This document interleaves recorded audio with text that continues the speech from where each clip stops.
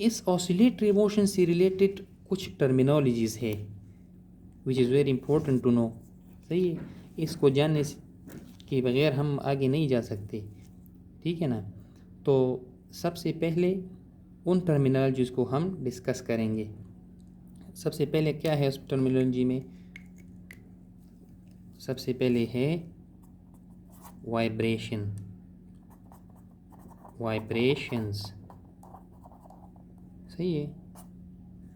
सो vibrations क्या है हमारे पास? वाइब्रेशंस है the complete round trip of a body about it's mean position is called vibration.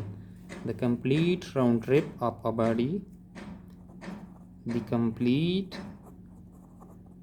Round trip of a body about its mean position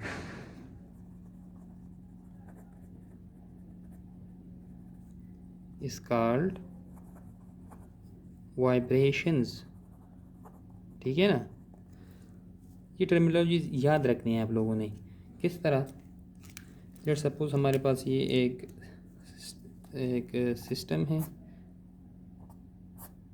ये हमारे पास mean position है x is equal to 0, ये extreme position A हुआ और ये B हो गया हमारे पास। ठीक है। अब let suppose a body starts from here, x is equal to 0 and reach here, यहाँ पे आ गई, फिर यहाँ से स्टार्ट हो गए इस 0 पोजीशन पे आ गई, यहाँ पे स्टार्ट हो के इस B पोजीशन पे आ गई and it's come back to its position x naught. तो ये हमारे पास क्या हुई? एक कंप्लीट राउंड ट्रिप बन गई हमारे पास। तो what is this? This is vibration, one vibration. ठीक है ना। So the complete round trip of a body is called vibration because it starts from its this position and reach back to its original position. तो इसने एक complete round trip complete किया है। और ये कंप्लीट राउंड किस तरह बन गए? देखो, अगर ये वाला सेट इस तरह करो ना तो फिर ये एक सर्कल बन जाता है अगर इसको आप स्ट्रेच करें। सही है। तो ये एक कंप्लीट राउंड ट्रिप बन जाता है। सही है। तो वाइब्रेशन क्या है? The complete round trip of a body is called vibrations. अच्छा, इसके बाद सेकंड जो है वो क्या है? सेकंड हमारे पास जो टर्मिनोलॉजी है वो है टाइम पीरियड। क्या? Time period, time period. अच्छा, टाइम पीरियड अब क्या है? The time period is the time required to complete one vibration is called time period.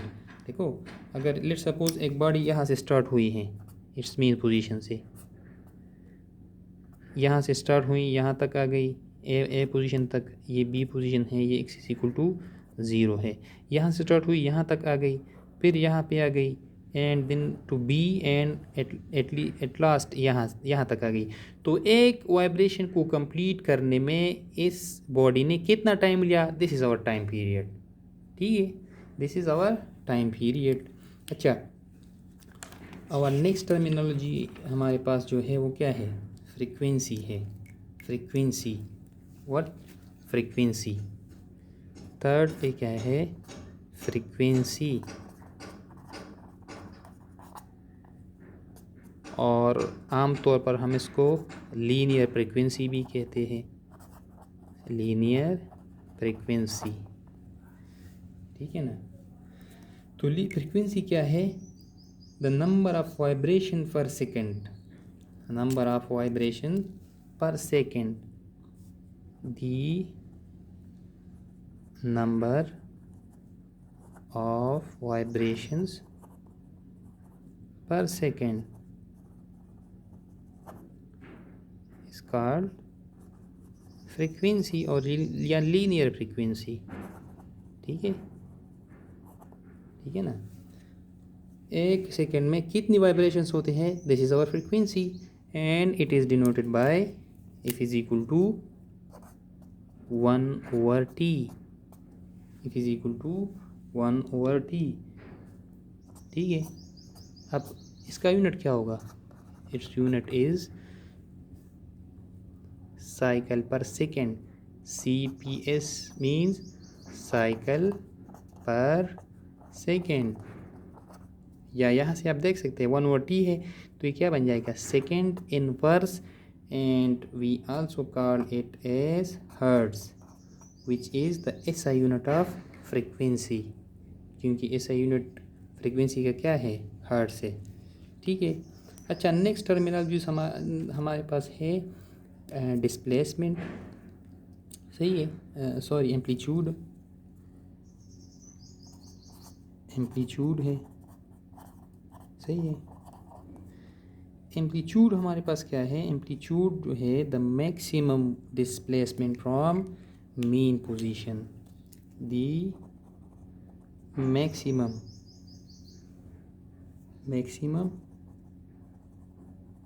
Displacement from mean position. Mean position से जितना ज़्यादा डिस्प्लेसमेंट होगा हमारे पास क्या होगा, एम्पलीट्यूड होगा. सही है. लेट्स सपोज हमारे पास ये क्या है, ये मीन पोजीशन है, ये एक्सट्रीम है और ये क्या है, एक्सट्रीम है. तो मीन पोजीशन से जितना ज़्यादा फासला होगा यहाँ तक, ये क्या है, एक्सट्रीम पोजीशन है ना, तो ये x0 होगा, ये एम्पलीट्यूड होगा. यहाँ से भी यहाँ तक ये क्या होगा, एक्सट्रीम पोजीशन है तो ये x0 होगा और ये क्या होगा हमारे पास, एम्पलीट्यूड होगा. तो जितना ज़्यादा फासला इस मीन पोजीशन से एक्सट्रीम तक होगा वो हमारे पास क्या होगा, एम्पलीट्यूड होगा. ठीक है. अच्छा, अब इसके बाद हमारे पास डिस्प्लेसमेंट. ठीक है. डिस्प्लेस